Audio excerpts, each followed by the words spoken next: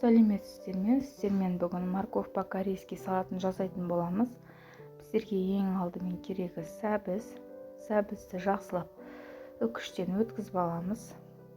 Бұл жерде мен бір порцияға арнап жасап жатырмын, аз мөлшерде. Жақсылап үкіштен өткізіп болғаннан кейін 1 шай қасық қант, 1 шай қасық тұз салатын боламыз. Жақсылап араластырамыз. Үкіштен майда көзінен бір сарымсақты жақсылап өткіземіз.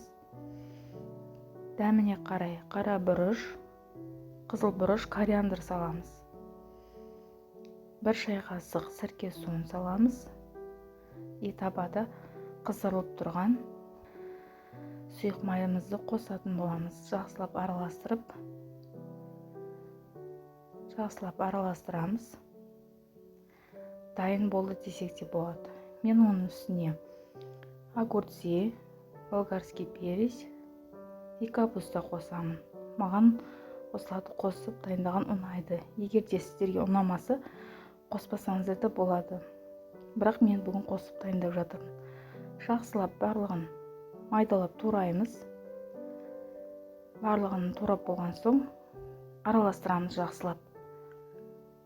Сөйтіп тоңазытқышты 1-2 сағатқа қойып жей берсеңіздер болады.